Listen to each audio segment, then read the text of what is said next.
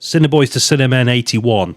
Episode 81. Hope you're well, wherever you are, whatever you're doing. We're coming at you from a sweltering southwest of England at the moment. Yeah. I don't know why I've got this hoodie on, actually. I might take it off. I did live. wonder. Yeah. I did wonder.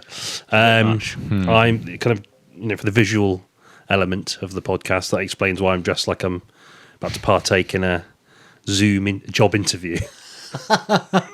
Shirt on top, tatty shorts. What do you think we could bring to this role, Mr. Smith? You going to pan the camera down? I'd rather not. This week, The Surfer. Yes. Nick Cage's sort of continuation of his kind of, I don't know, his change of fortune, certainly critically. Oh, yeah, 100%. It's sort of been going on the last, would you say, 10 years? I'd say so, yeah, maybe around there. Joe was 2013, I want to say. Maybe I'm getting that massively wrong, and it was like 2016 or something. But yeah, definitely continuing his streak of like interesting films to be in, not really caring too much about like financial success, I suppose. No, I think, and yet somehow a lot of the kind of critical success of these films, in some case commercial success, is dependent on a kind of acting style that borrows as much from his kind of like prestigious Nick Cage films as does his kind of like bargain bin acting style. Yeah. There's this kind of bizarre kind of like, I don't know, kind of like mismatched thing that he brings to his performances of certainly in his more recent efforts that is sort of reminiscent of both of those phases of Nick Cage. Which I just think is really strange, but really enjoyable. Should you be into that? Obviously. Oh, yeah. No, it's an acquired taste. It's not for everyone. And I think some people take quite a lot of almost this sort of gleeful criticism of him, which I think sort of isn't fair, but I mean, we'll go into that for sure. Yeah, a bit more. yeah, absolutely. Questing the cinematic void. And we also remembered to put the logo on. Yes. That was it's a good job you noticed that, because I definitely wouldn't have done. I was just like, something's off here. Yeah. Like, what is it? It's because I guess in my peripheral vision, I'm used to seeing this thing bounce around. Yeah. So, well done me. Yeah. For noticing. Yeah, saving the podcast. Yeah. As always. No. Sure, definitely. Okay, then. So Nick Cage. Alluded to this a little bit in the intro, but a man that has, I guess, arguably out of any actor, certainly in Hollywood, had the most varied career imaginable. Oh, yeah, definitely. In terms of output, quality of output. Opinions, the kind of projects he takes. He's kind of like, there's a sort of, I guess as a result of those things, there's a kind of aura of mystique around him that people either completely buy into or don't at all. Yeah. Depending on the kind of, I guess, the kind of entry point they've taken into his career. And you said something quite interesting as we were setting up, very badly, that it would often be dependent on when you were born in terms of the kind of Nick Cage films you might see. Right. And I never considered that, really. No, yeah. I think, because I was 1994, so I suppose my era of Nicolas Cage would have been like, I guess, like the mid-2000s, right? So like Lord of War, Matchstickman. Right. And Cage working with some like auteurs, I suppose, in the sense that you've got like Ridley Scott. I mean, he's worked with like the Coens, and he's worked with David Lynch as well. In the 90s. Yeah. So, but then if you were born in like the year 2000, then you'd get like 2011 Drive Angry Nicolas Cage, and like maybe be faintly aware of Ghostrider. Yeah, right. Yeah, so yeah. your kind of your perception of him is going to be like skewed to the point where you think he's like sort of Dolph Lundgren or something. Not that he's not without merit, but like with his output, you know what I mean? Oh yeah, totally different like, to Nick Cage's. Yeah. Yeah. No, you're right, and I think it's interesting that kind of Cage embodies that as part of this kind of persona, and in terms of the way that I think he has this kind of ability to, I guess, there are different kinds of Nick Cage performances. Okay, yeah. And he's not kind of necessarily mutually exclusive to the kind of budget of the film or kind of like narrative of the film. Yeah. And I think that's what makes him, in the eyes of many people, a very tricky actor to pin down. Yeah. In terms of that, and I guess and that brings a kind of an element of inconsistency, perhaps.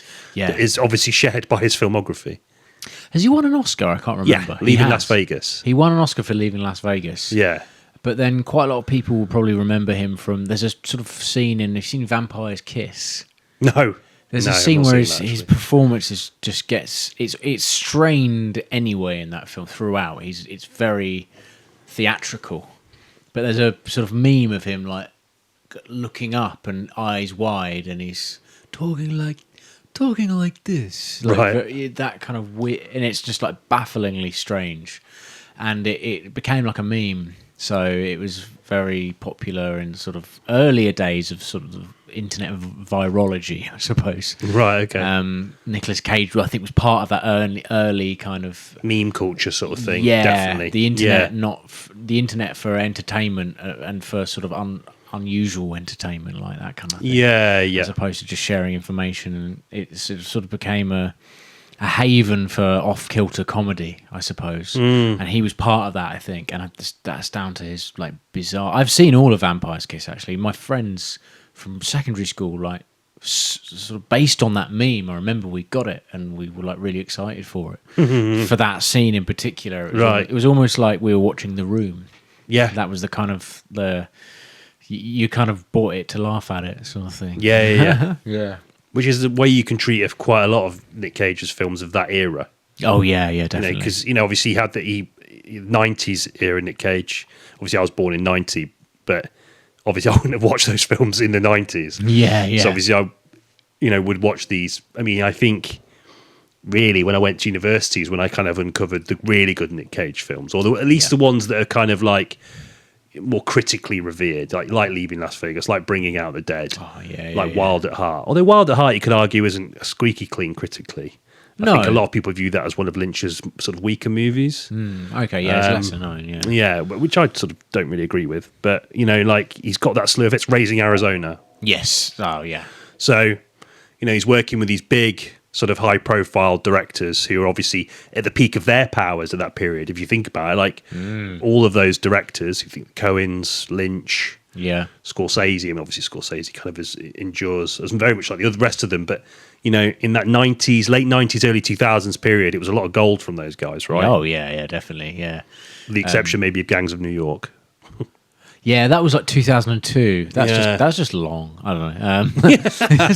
Yeah, I'm not as, I need to rewatch it, actually. I've been thinking about rewatching it because I remember watching it and being really thoroughly just unimpressed with it. I think It's before I started properly getting into movies, really. But Scorsese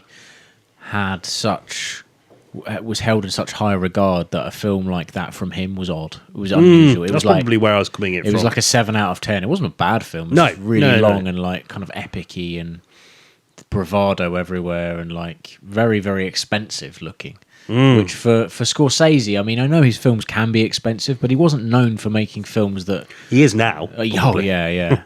Well, I mean, like, that's the studios just giving him whatever he wants, I suppose. But like, things being more expensive and studios being more reticent to kind of give him that money, I guess. So certain studios will, like Netflix with The Irishman, for example. Oh yeah, 200 million, wasn't it? Was that for 200 million? I think it was. I think because of all the technology they used to do. Yeah, that kind of makes sense to frame it like that. But fucking hell, that's a lot of money for that. I'm fairly sure it was like they spent 200 mil on Bright. That do you remember that? Is that the Will Smith John? Oh yeah, with like an orc policeman. Yeah. So if they're willing to spend 200 million on that, then they're going to give 200 million to Scorsese. Yeah. Netflix, they like to give a lot of money to shite. So I think they went through a sort of stage of just like not really caring about the budget. I think it's because they were top of for a long time. I think we've said this a few times. This is quite a deviation, by the way. But for a long time they were kind of seen as the trailblazing company taking the industry to a new dawn. So I think there was a kind of arrogance to them, and I think it shows in the kind of projects that they backed. Yeah, and then that realization, hang on, a fantasy police film with Will Smith. Yeah. That's shit. Yeah, written by Max Landis. Yeah, well, there you go. Says it all, really. But no, yeah, Nicolas Cage.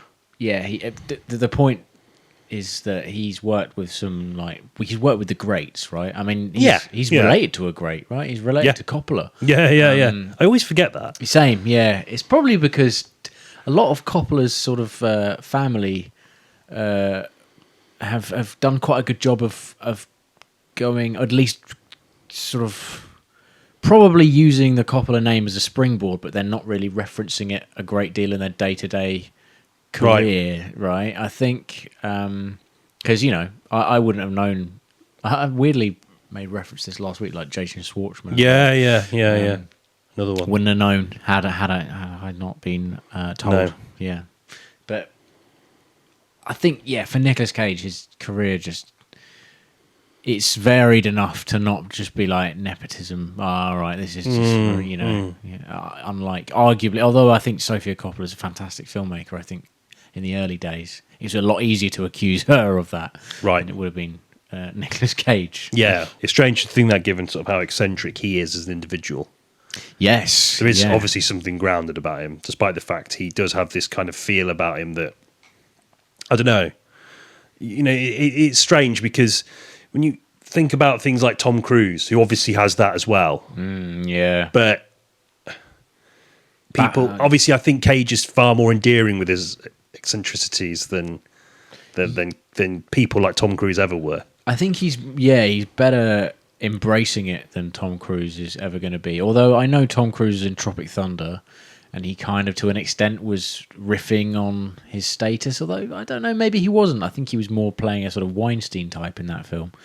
So, like, Nick Cage can do Unbearable Weight of Massive Talent, which is very much taking the piss out of his kind of...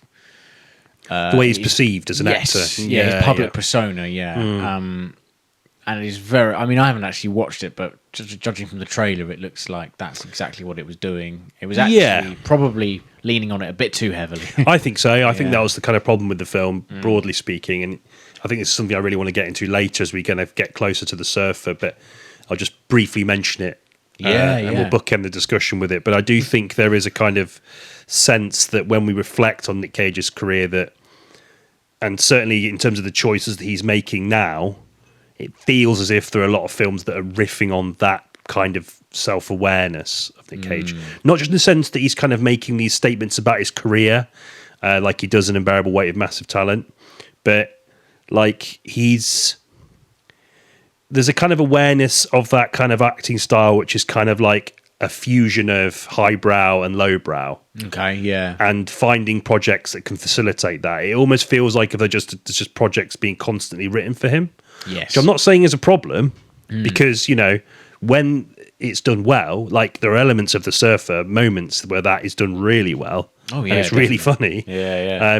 It's just interesting to me, and I kind of wonder, and I think I posed this question to you when we came out the cinema, but how long will that last before that gets boring? Or will it ever get boring in the eyes of some people? I know a lot of people, there's a very kind of like steadfast, diehard cluster of film fans that would, do anything for Nick Cage. Obviously, not for him personally, perhaps. But, can you get me a crunchy? Yes, Mr. Cage. I was thinking go down the darker route, but you went for crunchy. That's better. I don't want to insinuate anything about Lord Cage, because I'm a big fan of him, of course. I just kind of wonder, if that will ever become boring. Because there are elements of Unbearable Weight of Massive Talent which were really well done. I think it was mostly down to the fact his sort of chemistry with Pedro Pascal, which was superb, and he was really good in it as well as this kind of like fanboy. It was really sweet. And obviously the film plays with that in a way which I felt kind of took the film away from what it was trying to kind of do a little bit. In terms of the narrative and the kind of way it flips expectations about his character. Right, yeah. But it definitely shores up the kind of like chemistry between them, which works really well. But yeah, as a narrative thing, I wasn't sure about it. But yeah, I just think there's a lot to be said about that in terms of the way people view him as an actor, view his career choices. It was very similar in a way to JCVD. Have you seen that?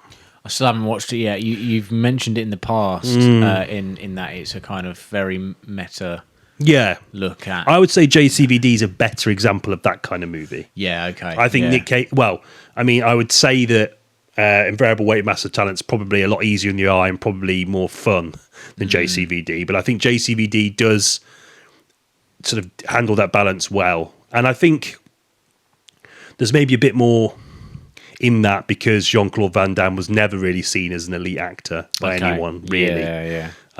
He's always occupied a sort of, obviously during the kind of like, when he first started in the early 80s and 90s, of course, 80s through to the 90s, his career was pretty big. Right. But he was never viewed in the same way that Cage was. But it's just that I like it when actors have that kind of self-awareness and they kind of, that becomes the crux of the narrative, and they're really committed to that, and they're unafraid to address why that might be. And you kind of feel there's a degree of empathy that they encourage for them, which works as well.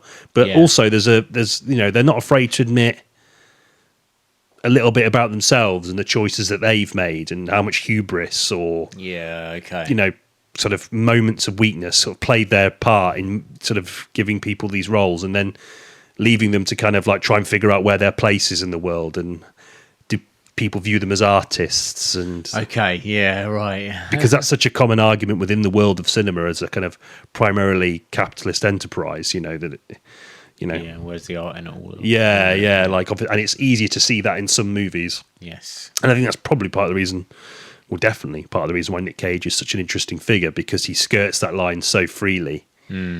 And his projects now are kind of more emblematic than that, or representative of that, than any of his earlier stuff has been. Definitely. I think you can definitely chart his differing degrees of success first and foremost as quite a serious actor. Like, he's in comedic roles, right? Like Raising Arizona is very funny as a film. He's quite earnest, though. He's not sort of overplaying it. No, he's not doing. To my memory, anyway, it's been a while. Yeah, he's not doing. Yeah, like what he's kind of shouty thing. And then you see him transition into slowly into things like Ghostrider, where it's just like a lot of franchises and like National Treasure and things like that. Yeah. He's sort of settling down a bit more and kind of choosing more financially wisely, maybe, but playing it safe. And then there's a kind of realization around sort of Wickerman time that people don't always take him seriously, and he kind of jumped on that, and obviously I don't want to sort of talk about this too much, but he almost went, you said he kind of almost went bankrupt, right? Yeah, in 2009, the IRS were breathing down his neck. Yeah, so he then, you see a lot of bargain binny type stuff. Like Drive Angry and all that kind of stuff. That's the one I keep thinking of for some reason. There's loads of them. Loads. Season of the Witch. That kind of thing. And then presumably once he got back up on his feet, he's again transitioned to this indie thing where he does play a similar character each time. I think he's sort of found the character that he likes to play the most. Not that there isn't little variations, but it's generally, it relies on him doing the Nick Cage thing, right? The Nick Cage voice, and a lot of divorce and stuff, and kind of retrospective and flawed men, basically. Very flawed men usually. That's interesting. I've not thought about that. A lot of his movies are. There is a lot of that. Like Pig is like that. Yeah. Broken. And it sort of hides a lot of that in kind of stolen glances and kind of moments of realization and people tasting food and going, and looking at him and seeing that the person that was lost and how powerful those kind of like sensory moments are and like kind of resurrecting someone's view of someone. Very much the same way people might feel when they kind of like think about films like Raising Arizona, Leaving Las Vegas, those kinds of movies that bring you back to an era of Nick Cage that was, untroubled by the kind of financial issues that presumably pushed him in the direction of bargain bin kind of action films. And a lot of them as well. He just did loads of work. He was continuously working, I think. I mean, it's very odd. But I mean, that just speaks, weirdly, that only adds to the enigma of the man. Because it wasn't like he'd blown it on, like the news stories weren't about him like going to strip clubs and stuff and just blowing it all on like like Class A drugs or whatever. It was like castles, wasn't it? Dinosaur eggs. I mean, it's hard to know how much of it's real and not just mad rumors. But Yeah, exactly. And the reason his enigma is the reason why. yeah, It's just like it sounds like something he might do, yeah, and yeah. kind of flaunt his excess in the way like just buying a castle in Romania or whatever. And like just not. I don't know. It's just, but. Sorry, go on. No, I was just saying, it just all contributes to this this constructed version of a Nicolas Cage that we all are fed.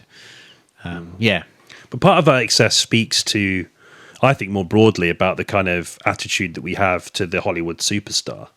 okay, yeah. Do you know what I mean? Like, and I think if you trace Hollywood all the way back, you know, there was these big sort of stars that lived very flamboyantly, Yeah, and you know, that's kind of always been a big part of the industry and a big part of, yeah. you know, I don't know, like, I guess the kind of The magazine-y type. side yeah, of it. yeah. So there's always going to be that side to it, which, for better or worse, is ever present, even still now.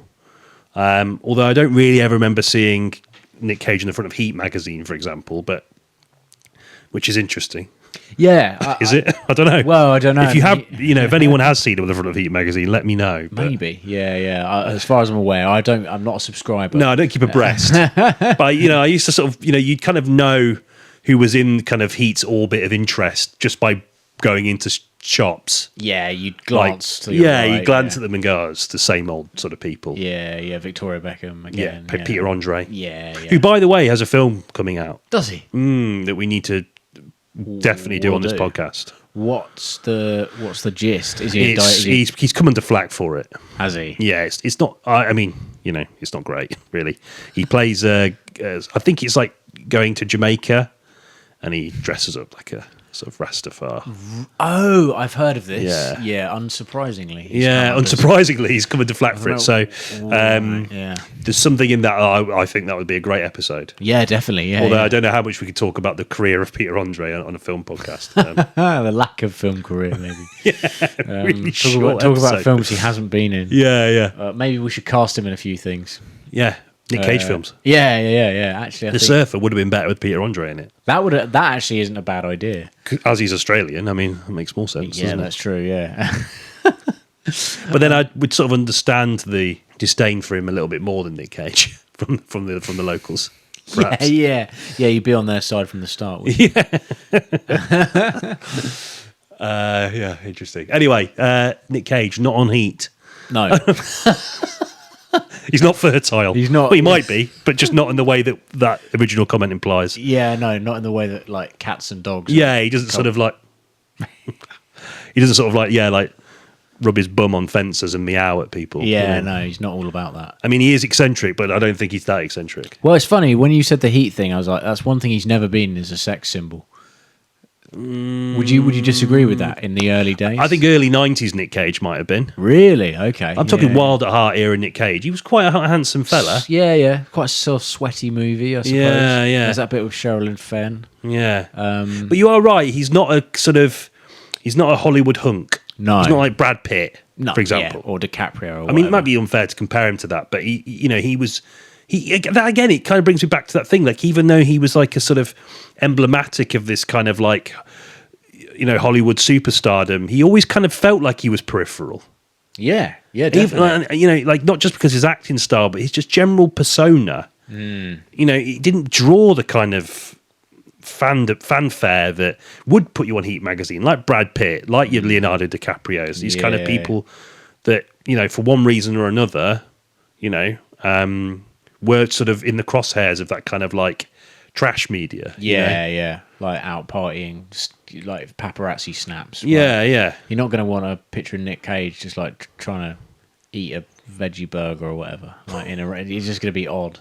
But like DiCaprio and Brad Pitt, like whenever they go out, like there's going to be a slew of photographs. Less so now, although arguably they're still kind of in those crosshairs. But yeah, Nicolas Cage has been sort of running parallel to them, but in a different field. Not as consistent, but more interesting, I think, as a career than either of those two guys. I think. A lot of films, DiCaprio and Brad Pitt films, I like really, really love and enjoy. but less interesting, I think, than like the way he's done color. He's done like Color Out of Space, and I think he's more prolific. Like he doesn't choose his roles as wisely, but he's willing to give it a go. You know what I mean? I think that's why I'm really enjoying this era of Nick Cage. When I think, we've sort of touched on a few of his films a little bit, but Unbearable Weight of Massive Talent, Pig, those kinds of movies, they're not perfect and they're flawed movies, but Mandy, Mandy's another. I think Mandy's is one of his best, more contemporary films. Yeah, definitely. Because I think it's one of the films that truly understands Nick Cage. Yeah, right. Definitely. Like understands that fusion between highbrow and lowbrow, eccentricity, manic energy. Yeah, just all of these things. There's a name, I can't remember who came up with it, but there's a name for his acting style when it's exclusive to him. I can't remember what it is. Oh, really? I might have to look it up. Please do, because Nouveau shamanism. Wow. Characterized by its over-the-top and expressive nature, which, it aptly describes his acting style. And a lot of these movies that have kind of brought him back into this kind of, critically brought him back, brought him back into the kind of the eyes of well, I guess dragged him out of the kind of sort of bargain bin, I should say. Yeah. There are films that match his energy. In a way, even in like the more somber, slow-paced movies, they do kind of match that energy to him. Even Pig, I thought, even though it hides a lot and deliberately so, and I, in fact, think it becomes a slightly weaker movie when it focuses a little bit more on kind of the culinary scene of. Is it? Oh, I can't remember where it is. It's a small town American. Is it like Portland or something? Yeah, something like that. But I think it loses its way slightly the more it focuses on that. Yeah, okay.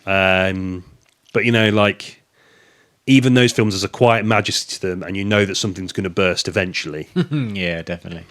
And also, I quite like it when he plays. Even we talked about Longlegs already, but that manic energy actually really lends itself well to that character because it becomes like your antagonist is unpredictable. And that really adds to the sort of scare factor, I think. Just a nasty looking thing, Longlegs. And to have that kind of like broad smile and like you never quite know what their actions are going to be and what they're going to do next. And unpredictable. I thought it really worked for Longlegs. Yeah. Like, he's in Kick-Ass as well. Oh, God, yeah. I enjoyed his performance in that. I thought that was really fit in with that film, and it actually breathed a lot of life into what could have been a pretty stale tale. But yeah, I mean, I'm just thinking about his sort of supporting roles at the moment. He hasn't done a great deal of supporting roles, but when he does, they are quite charming. I think. Yeah, that's very true. Yeah, he's so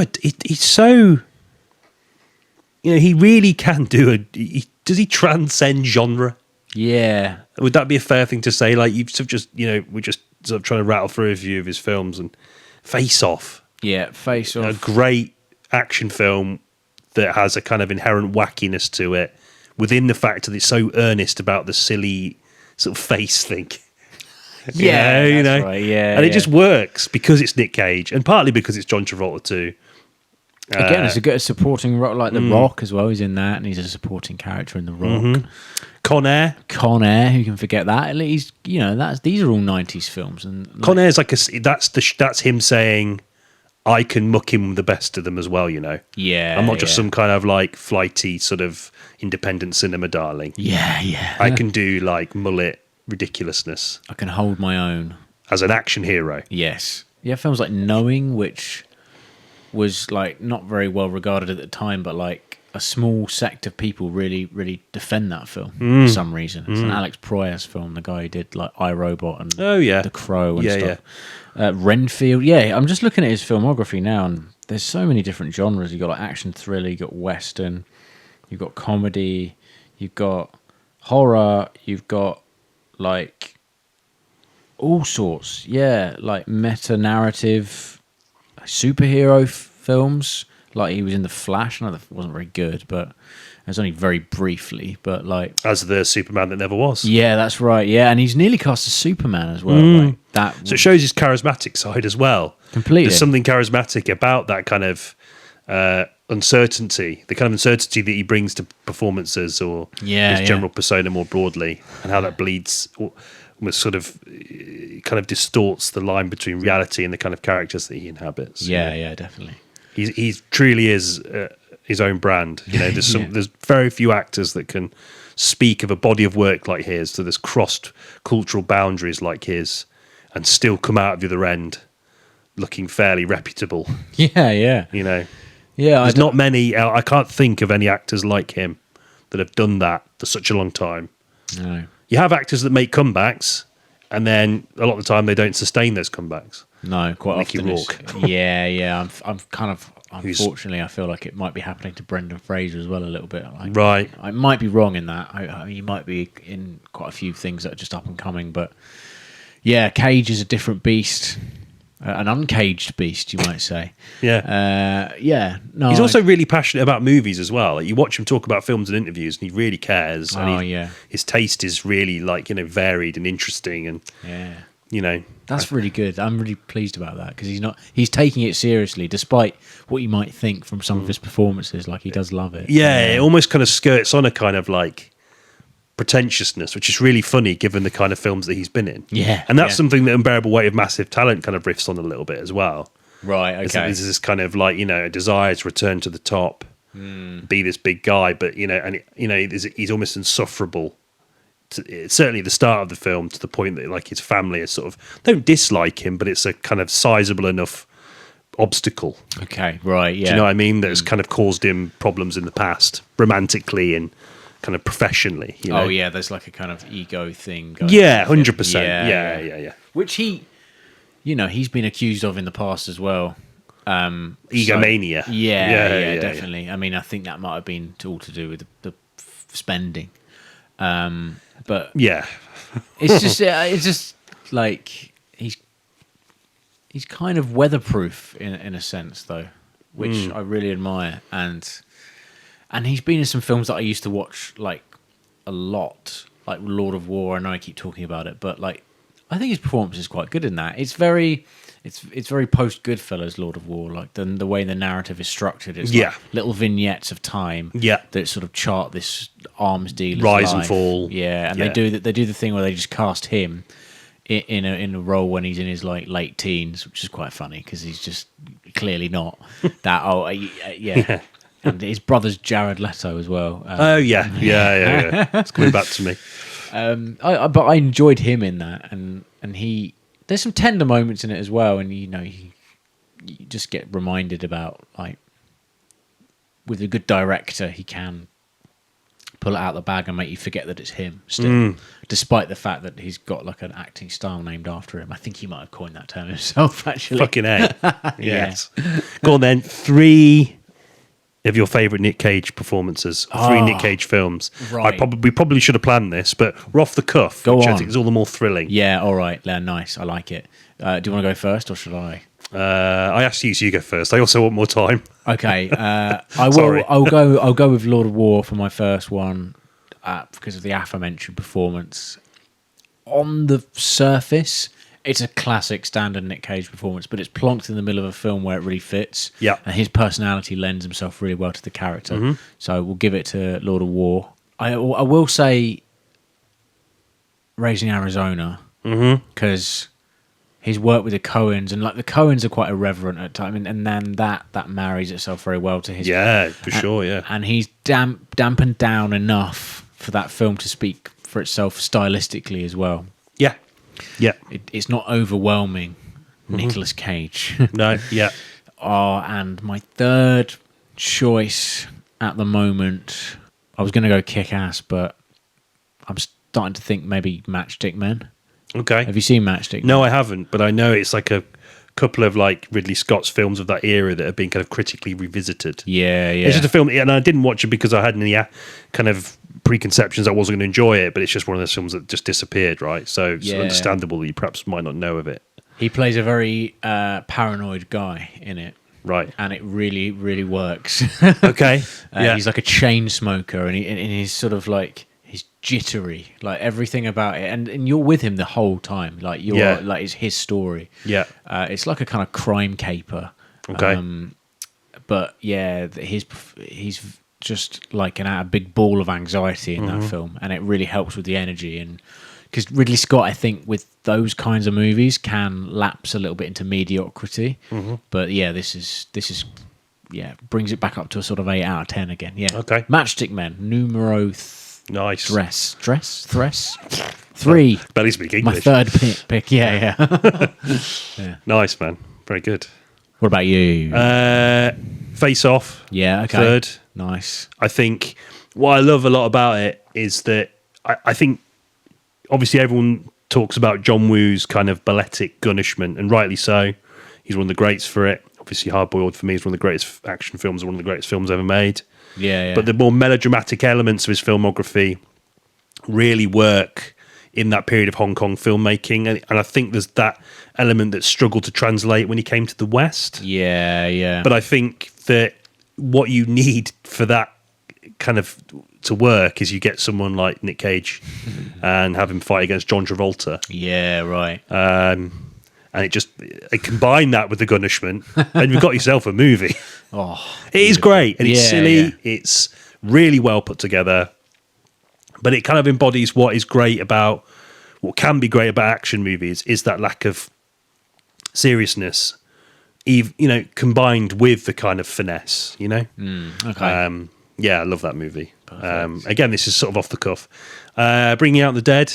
Oh, you told me to watch that, and I did not regret it. It's great. Really Very good. Yeah. Great movie. Lesser known Scorsese. Darker Cage performance. Yeah. Like no humour injected in that at all. But there's a maniacal element to his performance that is obviously encouraged by the nature of the story about a guy, who's an ambulance, paramedic, sorry.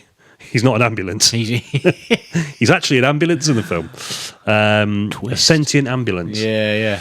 Like Herbie. It's weird that they didn't call the film Bringing Out the Ambulance. Scorsese, what were you thinking? Yeah, I know. Yeah. Rewrite.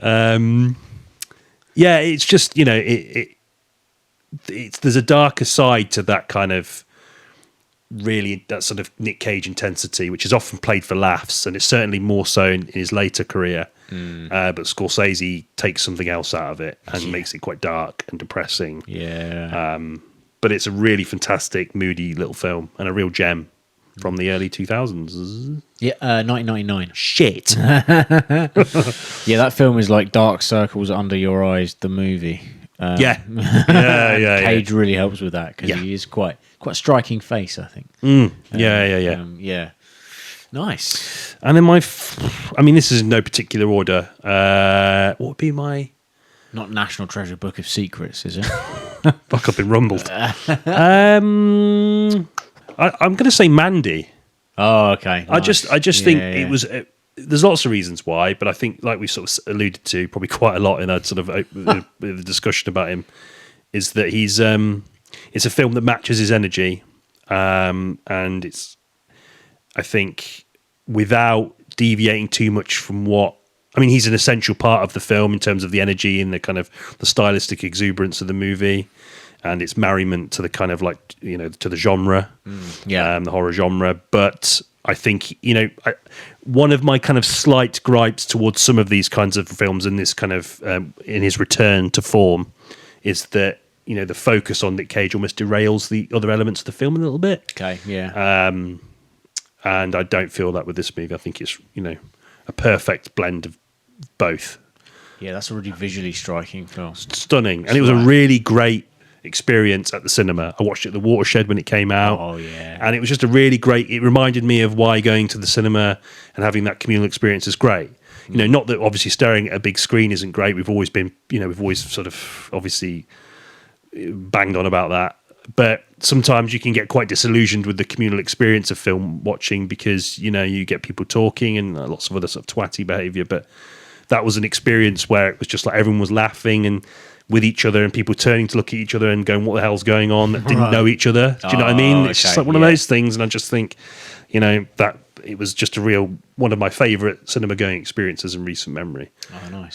Because I wasn't sure if the film really aspired to that. Like, I feel like Barbie aspired to have that. And I'm not criticising it for that. Yeah. I don't think they really knew how much that would, that would be the case. Yeah. And as much as I have sort of reservations about that movie, I enjoyed the communal aspect of watching that. But there was something about the kind of, perhaps because I didn't know enough about it going into it, that seeing that was just a real treat and something I quite sort of cherish. So yeah, probably that as well. Yeah, good picks. Thanks, man. Yeah. I need to rewatch Mandy. Yeah, so do I. Actually. I remember it being really grainy. It's a one to buy on Blu-ray and not watch on streaming because the film grain that they put into it will be removed by the process of crunching it down to an H.264 file type most commonly used for streaming services. Yeah, and you won't get that on a Blu-ray. No, although Blu-rays are also H.264, but they're more, the bit rate is higher and less variable. So think about that before you stop buying Blu-rays. Think about those exact words. Yeah, I mean, it doesn't look bad in here, does it? No.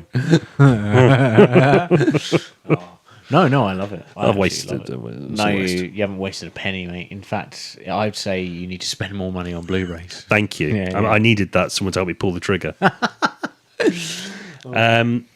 It also is shot almost. I remember thinking the lighting almost being like so many of the scenes were almost like you're being lit up by car headlights. That's really weird. I was literally just thinking that. Yeah. But it's like someone's putting their foot on a brake. Yeah, and then like the sort of red light just illuminating their I mean, there is a few scenes in a car, so yeah, probably did actually use car headlights. But then you have I don't know, Goodfellas has come up quite a lot today, but you have the trunk shot in Goodfellas and they're illuminated by the same light. The red light shows up really weirdly on film. Particularly, and I think it's more familiar now that a lot of kind of particularly A24 style things, I guess a lot of things post Drive, where it's like a lot of lurid kind of saturation of like light, bright light, neon light. Yeah, halation. Yeah, so that's something. Obviously, it existed before. Like a lot of great movies, After Hours, 70s, After Hours, 80s, 70s, 80s films. I always think about like scenes of Paris, Texas. Oh, like yeah, kind of parts course. of Paris, Texas with the neon. Put Vaseline on the lens. Just obviously, it's always been there, but to this kind of the level of where it's almost like oppressive. Post Drive, I think that's something that again speaks to the quality of the movie. I think also it was originally like in the 70s and 80s, it was a feature of the lenses they were using and the street lighting, in that it did just kind of bloom out. Oh, so cool. It's great, but so cool. But now it doesn't happen anymore because the cameras have changed, so they have to do it afterwards. So they're like working towards a retro look. That was kind of a happy accident. It was an anyway. accident, yeah. Like lens flares are the same. Never knew that. Yeah, maybe. Maybe I'm wrong. I don't know. A24, email in, let us know what you think. A24@gmail.com, I assume. Yeah, that's what I've been emailing. Yeah. for years. Yeah. So let's get into the Surfer then. Go on. We kind of picked it on the basis that it wasn't. I mean, I always feel a bit bad saying there's not a huge amount on. Obviously, there's lots on, but in terms of accessibility for us. We have to think about that and all that kind of thing.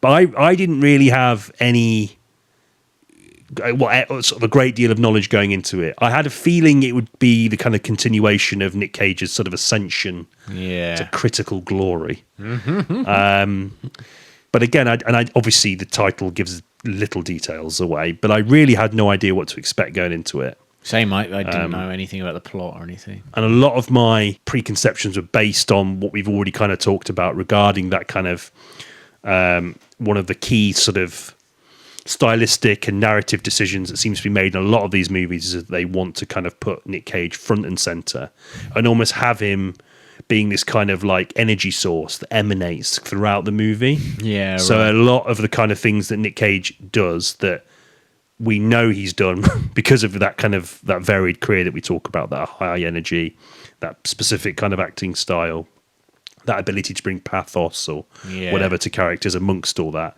It feels like I kind of had a feeling that the film would be like that in the same way that a lot of his more recent films have been. Okay. And I think in that way, I wasn't surprised. Yeah, no, yeah. The sort of divorced dad energy he brings to this is like quite front center. They don't really do any kind of job to hide it either. Like, No. there's a very expository scene where he's on the phone to his ex-wife. The whole thing's set on a beach, and I think it tries very hard to keep you in that setting.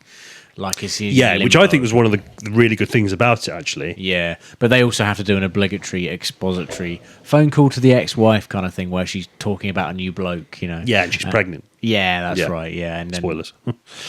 Nick Cage is predictably downtrodden. Yes. And it goes. It only snowballs from there. Yeah. Yeah, no, you're right. It fits into that mold, and it's not really attempting to do much else. Perhaps that speaks to what you were saying earlier about these roles getting written for him, based on his post-Pig Cage, right? I'm thinking.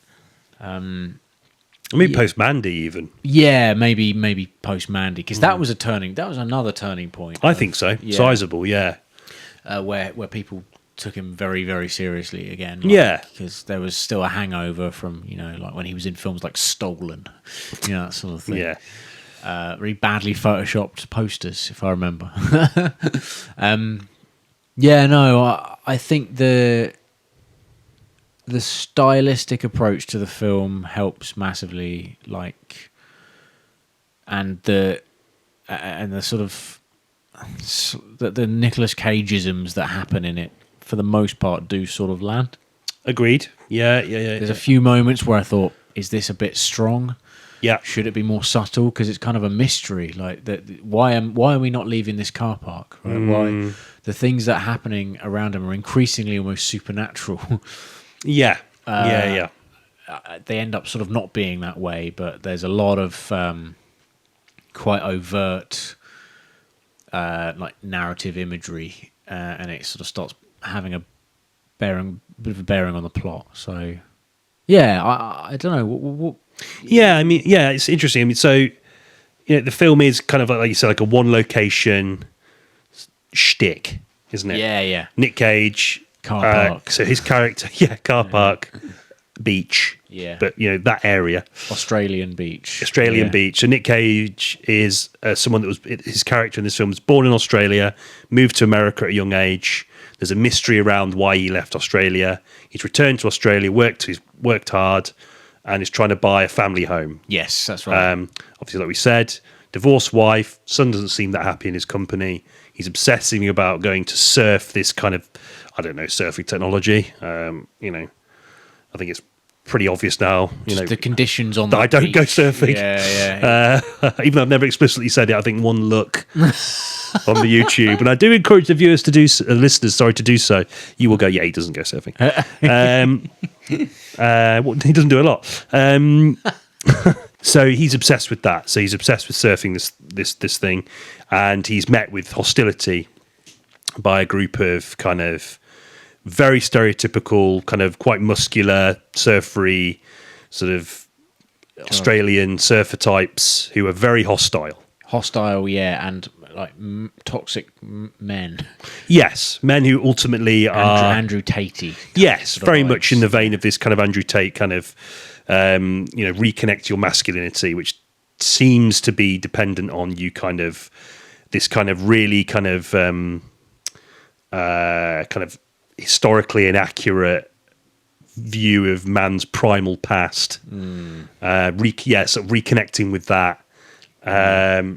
And sort of viewing life as a sort of series of challenges, and having to assail them before being able to bask in the glory of manliness. That's it. Yeah. So you have to kind of like endure pain and suffering as part of the experience of masculinity, and it seems to be kind of like it's that journey, I guess, which each of these individuals goes on that almost seems like a justification for basically behaving like a total prick. Yeah. And being horrible to everyone around you.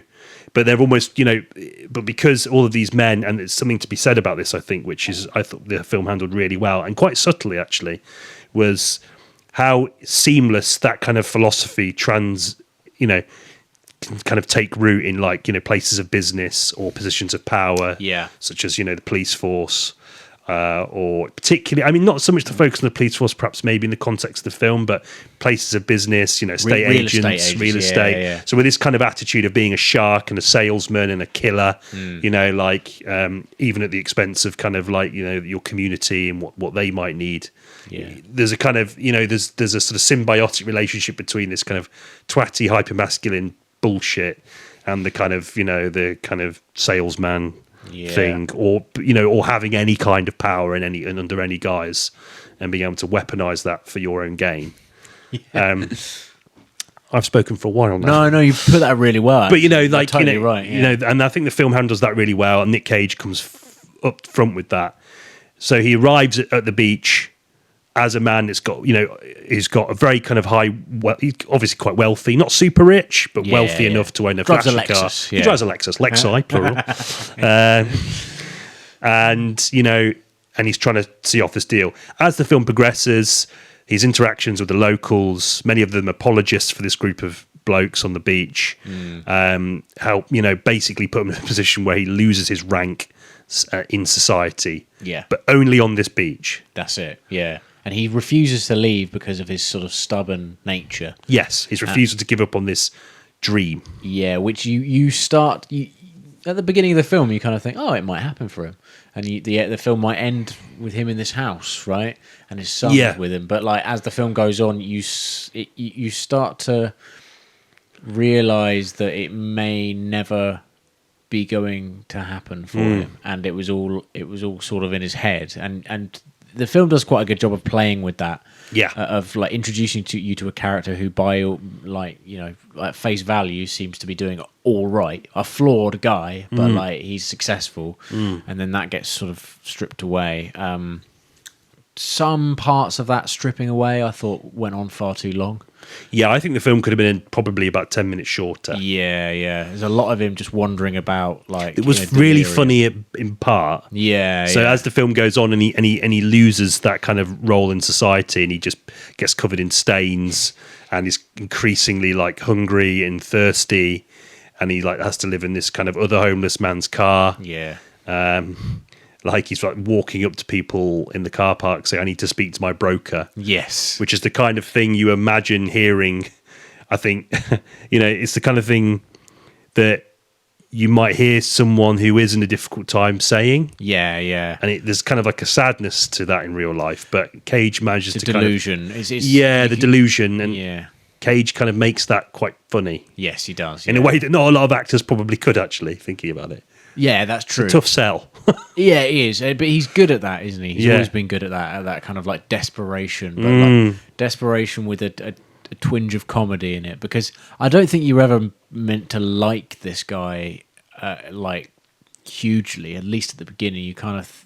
you recognise him as a very flawed guy. And so when he loses everything, Nicolas Cage does a really good job of keeping you, like you say, just keeping you uplifted to a point of what is otherwise a very stressful 20 minutes of this guy just losing everything and descending into chaotic madness. There's a bit like where he basically has to pawn off his phone in order to get something else, and then the guy that he's done that, like the coffee shop owner, has just like closed his doors, and then in order to use the payphone he has to give his wedding ring away, and it's just like, yeah, Nick, had it been like, I don't know, someone like Tom Hardy, it probably wouldn't have been very funny. No, it would have just been quite painful to watch. So yeah, kudos to Cage for that. Yeah. The thing I really enjoyed about this, and this is like a bit of a spoiler now, I think. Going to spoiler territory, is the relationship he has with these men changes, and through a kind of 10-minute hallucinatory sequence, he goes from detesting these guys who have taken away what he sees as his right to kind of surf on this beach after so many years. He wants to kind of live this nostalgic memory of, and these guys have polluted it. He goes from hating them to, as soon as they impose in a positive way their philosophy on him, as opposed to in a negative way of like pushing him away, they accept him as one of them. His flip instantly to like, oh well, I'm one of like, this is what it's all been for. Like, he really buys into their philosophy of you have to go through hell in order to get to heaven, sort of thing. It speaks to the that kind of philosophy's appeal, doesn't it? And that, and how powerful things like kind of peer pressure are as a kind of as a motivating force. Yes, and encouraging not just men but people from any background to kind of behave in a way that they previously wouldn't have ever dreamed of or imagined. Yeah. And it's interesting that flip I did find, it was quite well done, in the sense that this guy who you're never quite convinced of, obviously thinks of himself as like this kind of like really clever guy. He's obviously secretly been building Nick Cage's character up. Yes. And sort of putting him through these trials, and then he has to earn their respect basically through battering someone. Yeah, that's it. Yeah. So again, it talks to that kind of bizarre, its origin in this kind of distortion of like primal man. Yeah. Which I always find really strange about this kind of hyper masculine philosophies.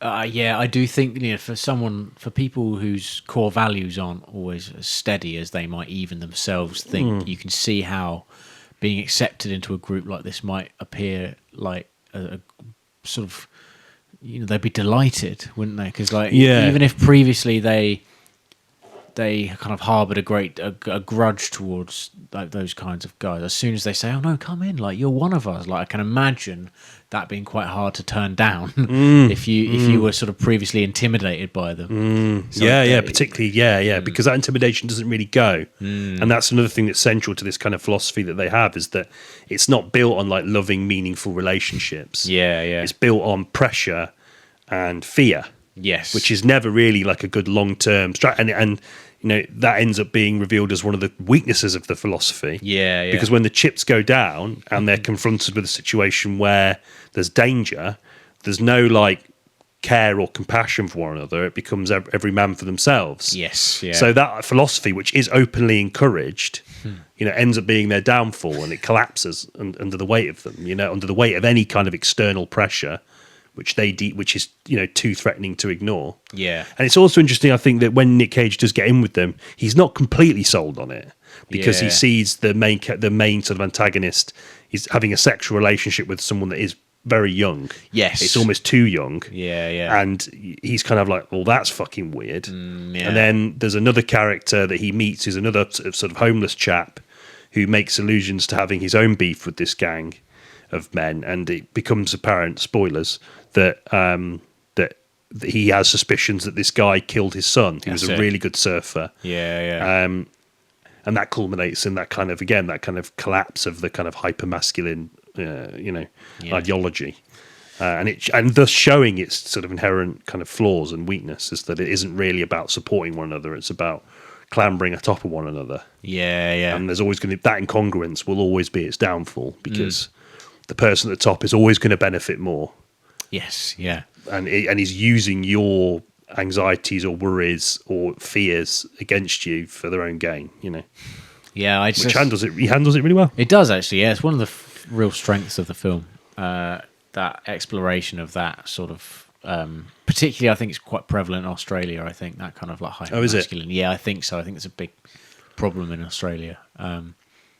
Overtly masculine ideals taking over societal like harmony. It's almost like the sort of I think a lot of kind of movements across the world, it's almost like taking it back. I think they feel that as the world has sort of changed, and people, and obviously there's a kind of a shift, I guess, to kind of not I wouldn't say if anything this might be getting dialed back, but for a time there was a kind of focus on making sure there were other voices being heard and other people had a fair shake, right? Yeah. And that's almost seen in the eyes of these kind of men who perhaps can't see past their own hubris to accept that actually that other people do need a fair shake. Other people do need to be, sometimes they just have to listen. And not everything is about competition. There's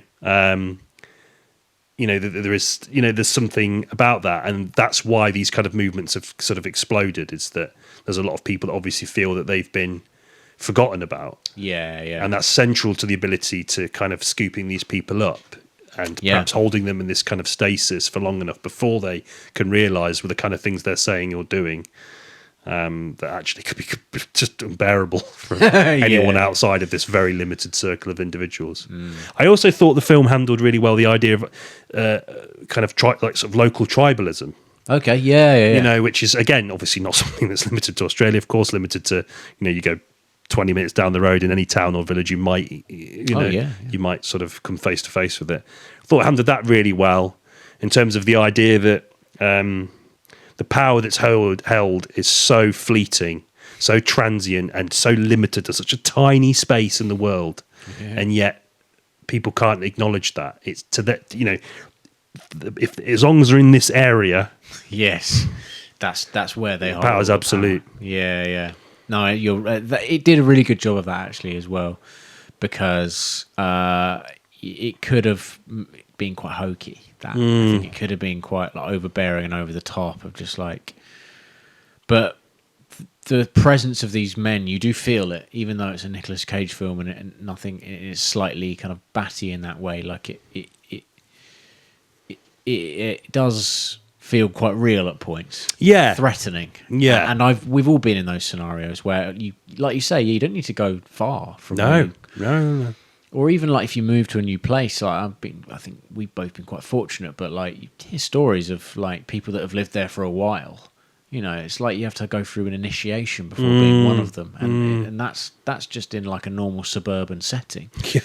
You dial up to a beach in Australia where presumably this community seems to me like it's quite isolated, which would encourage that sort of behaviour, and local delusions tribalism. of grandeur, and this is my world and I've lived here for years, therefore I have a stake in it automatically. Like I planted my metaphorical flag, and it has to be waved, and the way that has to happen is for me to like be disruptive to anyone new coming in. So it's really odd.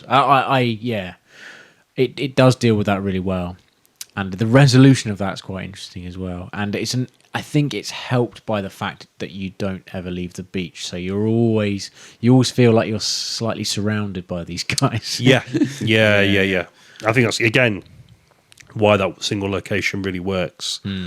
I did think, like I said, I think I've said this already, but it could have been shorter. I think it there was a midpoint in, I think he ends up staying on the beach like 3 or 4 days. I think you could have probably done that in a couple of days. Yeah. I don't think it needs to be that long. Usually that's not a criticism I tend to have a lot of movies. But thinking about that kind of stylistic merriment to Cage's kind of, well documented sort of acting style, it overindulged in that for me a little bit. And I don't know if that's just because I'm hyper aware of that, and it's just a thought that I had. I tend to do this, so I just have a thought and think, and it kind of, and then it takes me a while. I really struggle to lose it. So take from this what you will. But I don't know. Yeah, I felt it did overindulge it slightly, and it derailed it from the sort of stronger elements that we've discussed. And actually, in a lot of senses, or a lot of ways, comparatively a more restrained Nick Cage performance, in part. Obviously there are moments where there's like the physical altercations and him kind of going, I want my board and all that kind of stuff. Obviously that has to be in there. But I felt that given that Cage was having those kind of moments in his performance, I didn't think that this sort of stylistic exuberance really worked for sustained periods. I see. Totally get it. There's just montages of the breakdown of his life, and it does go on, and they indulge in like a lot of sort of fisheye lens photography, a lot of hallucinogenic kind of like bleary-eyed just despair. They wallow in it for a long time, and it can get repetitive. Did you have any other sort of issues with the film? This is a weird one. There's a lot of points in the film where they needed to make it look quite hot, and a good way to do that is to basically put like they're called heat haze, it just means like heat distorts the background, and they put too much of it in there. You could tell. I know there's a plugin, and I know the plugin, so I can fucking just see it, and it's really annoying because like had you tweaked it a bit more, I wouldn't have noticed. Right. So okay. there's a little bit of laziness in the compositing, which I had to say. I'm sorry, like it's silly, but yeah, there's excessive heat haze. Just leave it alone. The sky's blue. It doesn't matter. And then, but it's only that apparent. It's only more apparent because there's some real heat haze in it as well, where they don't need to do anything. Right. Okay. Yeah, I don't know. I think it maybe the post might have been slightly rushed because the grade looks very like samey. I don't know. This is stupid. No, it's like good. It's good to have that. Yeah. All of it's sort of wishy-washy thematic stuff so far, so it's good to have that kind of technical eye. Yeah. I also think the flashbacks were a bit much as well. Yeah, I don't think the film needed it. No, I agreed. I think it was kind of pointless. I don't. The central narrative was strong enough. Yeah, that his past with his family didn't really have a great deal of. Sometimes it's what you leave out that's is interesting. Yeah, You know? or just have one. Like there's a shot of. It's in the middle of a hallucination, and there's someone standing on in a big rock, and it's like he's shrouded in shadow. Terrifying. Put that in there. I get it, but yeah, all the shots of Like his dad, right? yeah, Spoilers. yeah, and like the gun and stuff. Didn't need that. Didn't matter. Yeah, it felt a bit cheap to draw parallels between that and, of course, the life of the. There's kind of like a kind of thematic parallel between him and the previous homeless man. Yeah, Like the death of his dad, and I just thought it doesn't. It's one of those things that sounds good in a script, Yeah, but then you could probably just. it made me divert my attention away from what was actually important in the film. I think, which was the themes about local tribalism, like you were saying, and it made me overanalyze the role that the other homeless man had to play, whereas he could have been he existed for a reason, like we saw at the end when he kind of brandishes the gun. Just have him be like a random guy. It doesn't. There doesn't need to be some strange magical connection to his past. I don't think. Yeah, could have left that out as well. Could have contributed to the 10 minutes of less screen time that we were. Maybe it's kind of like an effort to justify Nick Cage being there. Maybe, yeah. And because there are just some movies that you just think, I never saw you in this setting or in this situation. Yeah. I think about that. I think about like Red Sun, which is like a western with Toshiro Mifune, Yeah, okay. Alain Delon, and Charles Bronson. And like you're watching it, and you're just like, it's quite a good movie. Yeah. But like, it's weird to see Toshiro Mifune play the characters he basically plays in Seven Samurai, or any of his kind of work with Kurosawa, probably more Sanjuro Yojimbo, but it's like it's just never not odd. Okay. You know, Yeah, it's a gem in that sense. I should have put it on the Crusoe part actually, but we need to put a few more in actually. Yeah. Okay, we'll ask around. We'll ask around.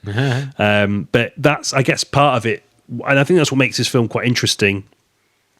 And speaks to, I think, what you said right at the beginning of the episode is that, he's making choices that aren't as motivated by profit. I think he is just genuinely choosing what he thinks is interesting. Yeah. And, I like that if we're going to get films like this. I think thematically it's really strong. I think the kind of Cage stuff works sporadically. I don't think it's one of his best films. No. I think it's sort of in some areas a bit more middling. Yeah. But I like that he's doing these kinds of movies, and I like that he's undeterred by the kind of the sort of the potential for any kind of not backlash, but sort of people being sort of puzzled. Yeah. It doesn't seem to bother him. Also liked how it showcases the kind of naff infrastructure you quite often get on public beaches, right? Of the just kind of like weird, like they probably were quite nice for about a month, and then they just get overused by members of the public, and they just become these kind of like horrible, like they just stink forever. Yeah, exactly. Yeah. Everything's rusted, and like toilets on the beach are always the worst toilets. Windswept, just in like sand and piss. Yeah, not good. Yeah. And I enjoyed the representation of that. I'm glad it's Sand not and just, piss. Yep, loved it. Quite a good name for the film, actually. Sand and piss. Sand and urine. Yeah. I think. Yeah, urine would be better. Well, maybe. More palatable. Well, maybe the sort of 15 version could be called that. Yeah, sand and piss. Yeah. But no, yeah, just the fact that I always thought maybe it was just English beaches that had that feature, but clearly not. No, Australian beaches have the same problem. Yeah, even though they are more aesthetically pleasing and largely probably used for a kind of sport that surely would attract more people. Yeah, I How think there so. not be a group of men like that on the beach? Yeah. No, I'm glad I went to see it. Good to see it. Total punt. And that's, another one of the benefits of this podcast is that sometimes we just have to pick a film to keep going to keep doing episodes. Yeah, and definitely. I probably wouldn't have seen this had I not done that. So, No, I wouldn't have. again, thankful Yeah. to us. Yes, thank you. Thanks, mate. And thank you, Nick. Questing the cinematic void. There we have it then. Episode 81.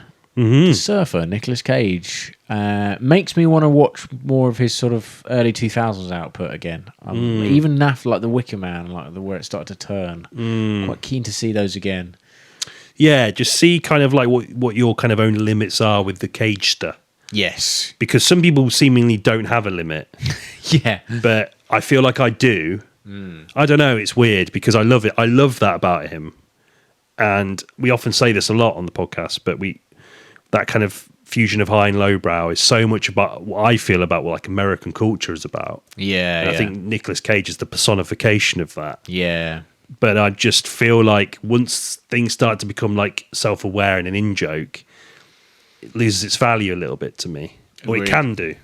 No, it can, yeah. It's almost like it's got to be us that's in on the joke, not you, not them. Yeah, yeah. You have to exist in a kind of, even if it's only me thinking this, I like to think of the people creating these things as being very sincere. And when they're overtly not, aka like when they're sort of poking fun at themselves, it can work really well. Like obviously that's what satire is all about, but also it can be kind of paradoxically quite sort of egotistical, I think. Yeah. And it almost becomes like a suit of armor that they don. Well, it is, we're self-aware. It's like, yeah, but that doesn't mean you get away with it, We know what we're doing. Oh, any mistake we make was intentional all of a sudden. Even when it clearly wasn't. Yeah. Having said that, Nick Cage is one of the few actors that can get away with it marginally speaking, broadly speaking. Yes, absolutely. So from one Hollywood madman to another, Of course. arguably more mad, actually. Yeah. Mission Impossible, what's it called? The Final Reckoning. Previously Final. Dead Reckoning Part 2, and now it's not Part 2. The Final Reckoning. Yeah, it's the final I do one. remember thinking that, actually. Saw the trailer, I thought, sure, this is supposed to be part 2.